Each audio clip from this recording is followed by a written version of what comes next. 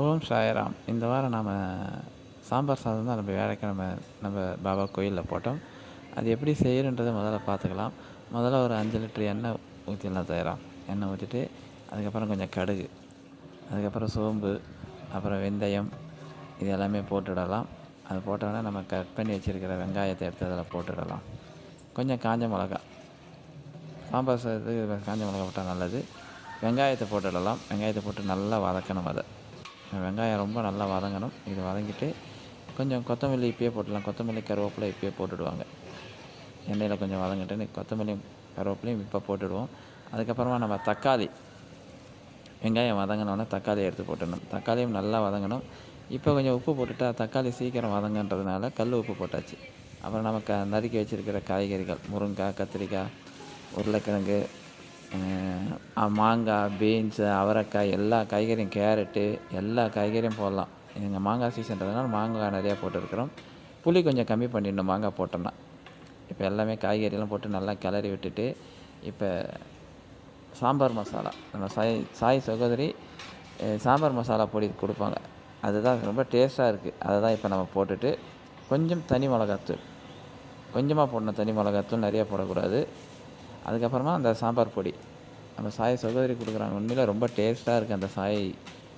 அவங்க கையால் செஞ்சு கொடுக்குறாங்க. கொஞ்சம் மஞ்சத்தூள் இதை போட்டு நல்லா கிளறி விட்டுட்டு நாம் 20 கிலோ தண்ணி ஊற்ற போகிறோம் தரோம். அதுக்கேற்ற மாதிரி நம்ம தண்ணி ஊற்ற கொஞ்சம் தண்ணி தாராளமாகவே இருக்கலாம்.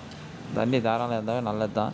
ஏன்னா ரொம்ப திக்காக இருக்கக்கூடாது சாம்பார் சாதம். அதனால் இப்போ தேவையான அளவு நம்ம தண்ணி ஊற்றலாம். 20 கிலோ அரிசி போடுறதுனால அதுக்கேற்ற மாதிரி நம்ம தண்ணி இதுக்கு முன்னாடி நம்ம நல்லா தண்ணி ஊற்றிட்டு மூடி வச்சோன்னா நல்லா கொதிக்கும். இப்போ நம்ம அரிசியை ஊற வச்சுருப்போம். ஒரு அரை மணி நேரமாக ஊற வச்சா நல்லது. ஊற வச்சுட்டு அந்த அரிசியை எடுத்து அதில் போட போகிறோம். இதுக்கு முன்னாடி நம்ம சாம்பாரை பருப்பு தனியாக வேக வச்சிடணும். இப்போ நல்லா கொதிக்க ஆரம்பிக்குது.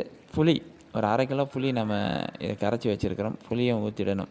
புளியை ஊற்றிட்டு அதை நல்லா கிளறி விடணும். இப்போ சாம்பார் ஏற்கனவே நம்ம குக்கரில் வேக வச்சுருக்கோம் சார். ஒரு 5 கிலோ துவரம் பருப்பு ஊற வச்சு அதை நல்லா கொதிக்க வச்சுருக்கேன். இதை எடுத்து இதில் ஊற்றிட்டு நல்லா கிளறி விட்டுட்டு ஒரு 2-3 நிமிஷம் பொறுத்து பார்த்திங்கன்னா சுவையான சாம்பார் சாதம் ரெடி. அது மேலே கொத்தமல்லி கொஞ்சம் போட்டுட்டு நெய் ஒரு 1/2 லிட்டர் நல்லா ஊற்றி விட்டிங்கன்னு வச்சிங்கன்னா சுவையான சாம்பார் சாதம் டேஸ்ட்டாக இருக்கும். பார்க்குறதுக்கே மக்கள் சாப்பிட முடியுமா இருக்கும். அப்போ அவ்வளோ அழகாக சந்தோஷமாக சாப்பிடுவாரு. இங்கே இருக்கிற குழந்தைங்களும் நிறைய பேர் நல்லா சாப்பிடுவாங்க. இதுக்கு எவ்வளோ செலவாகுதுன்றதை நான் பின்னாடி உங்களுக்கு சொல்கிறேன் பாருங்கள். சார் நம்ம இது மளிகை சாமான் லிஸ்ட்டு மட்டும் தான். மளிகை சாமானே பார்த்தீங்கன்னா எவ்வளோ போடுறதுன்னு அதில் தெளிவாக எழுதியிருப்பேன். 1350 ரூபா வருது. இது தவிர அரிசி 20 கிலோ, எண்ணெய் 5 கிலோ, பருப்பு 5 கிலோ, புளி 1/2 கிலோ, சாம்பார் பொடி 1/2 கிலோ, தனி மிளகாய் 100, கடுகு 100, 1/2 கிலோ நெய், வெந்தயம், ஜீரகம், பெருங்காயம் இது எல்லாமே நம்ம அந்த மளிகை சாமான்றது தனி. இது எவ்வளோ வரும்னு நீங்களே கணக்கு பண்ணிக்கோங்க. ஏன்னா நான் கணக்கு சொல்கிறத விட நீங்கள் இதை கணக்கு பண்ணி பாருங்கள். எவ்வளோ வரும்ன்றது நீங்கள் முடிவு பண்ணிக்கலாம் சாயராம். ஏன்னா ஒரு சாய் சகோதரர் கேட்டார், சாயனா எவ்வளோ செலவாகும்? ஒரு 300 பேர் சாப்பிட போகிறோம் சார். 300 பேருக்கு மேலே தான் சாப்பிடும். அப்போ எவ்வளோ கணக்கு வரும்ன்றதை நீங்கள் பார்த்துட்டு எனக்கு கணக்கு சொல்லுங்கள். ஓம் சாயராம். ஓம் சாயராம்.